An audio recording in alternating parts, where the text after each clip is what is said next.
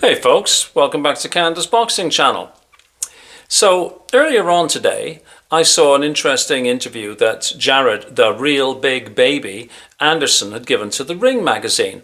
But I wanted to hold off making a video because, quite frankly, I wanted to also grab the results from today's fight. Jared Anderson was fighting on Bob Arum's card held at Madison Square Garden Center in New York City, and Anderson was paired up against a Greek fighter by the name of Marios Kolias, who was 94th in the world, and prior to this fight was 12-3-1, 33-year-old fellow. Big sort of lump of a guy, you know. Anderson, prior to this fight, was 17-1-0, number 19 in the world, still only 25 years of age. Anderson, in his interview with the Ring magazine, had promised a statement when he was asked, are you looking to get some rounds in, or are you looking to, dispose of Kolias quickly? And like I say, he said he wanted to make a statement. Well, it wasn't really a statement. I mean, it was a clear win, unanimous decision, 98-92, 99-91, 99-91. But the most exciting thing was really a bit of a wardrobe malfunction on Kolias's part. He had problems keeping his shorts up, which is sort of funny, amusing, I guess.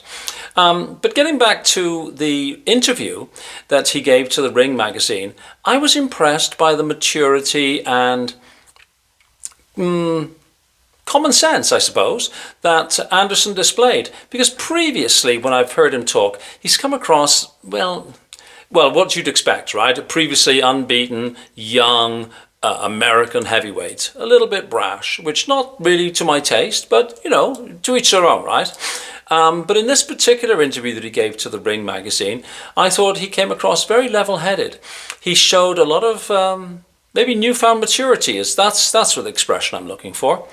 And in particular, when he was talking about his defeat against Martin Bakole back in August of last year, which was a comprehensive beating, and he said that previously he'd always thought he was like the toughest guy on the block and he was going to go toe-to-toe with Bakole.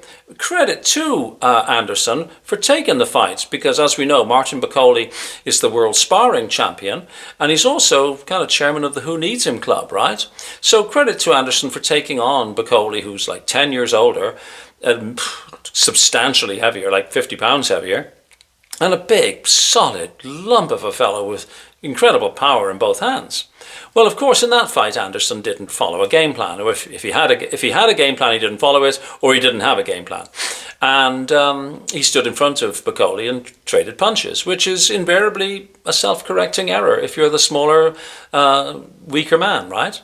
But he said that he learned a lot from this, and that he, in future will follow a plan, he'll listen to his corner, and he'll play to his strengths. And his strengths are not necessarily standing in front of somebody like Bakole trying to trade punches with him. So he's going to, obviously, work on his movement, his footwork, his skills and stuff like that. And I thought that showed a sense of maturity that previously I'd not seen in him. And as you know, if you watch this channel, I'm not a fan of somebody who preserves the O. I like to see a fighter take a loss, because when you take a loss, then you can learn from it, and you can grow, and you can build, and you can see where you went wrong. So that was all to the good. I was also impressed that he said he stayed in touch with Bakole's team, particularly Billy Nelson, his trainer. And Billy Nelson actually wished him well for this fight. And, it seems that he really did learn from this Bakole experience. So again, all to the good.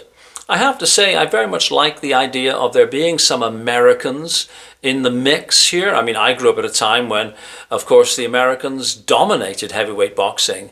When I was a kid, the best British heavyweight was Sir Henry Cooper. And every time he stepped up to the world level, whether against Muhammad Ali or against Floyd Patterson, he was found wanting. And there were very few British heavyweights around. I mean, Joe Buckner went 15 rounds with Muhammad Ali, twice, I think. Went the distance with Frazier as well. So no mean feat, but he wasn't able to really crack into that top level. It wasn't really until Bruno, and then, of course, laterally Lennox Lewis, who, of course, people didn't really recognize him as British. They thought he was Canadian. And then, of course, when he did exceptionally well and became the legend that he is, oh, of course, yeah, he's British, right? Funny how the world is. Canada was no better. Ben Johnson won the 100 meters in Seoul, and then he was busted for drugs, and he was a Jamaican all of a sudden. So, you know how these things are, right? But yeah, no, it'd be good to see some more Americans coming through. And, you know, I understand that a lot of really talented young Americans, they look at other sports, right? You know, there's the NFL, there's basketball, there's all sorts of things. But I like to see more people in the mix. I mean, at the moment, great if you're a Brit and if you're a British boxing fan, but the Brits seem to have a lock on the heavyweight division, except for, of course, the best of the best, Alexander Usyk. But other than him, yeah, but the Brits are very dominant. But yeah, I really enjoyed the interview with The Ring. Go and take a look. It's on their YouTube channel.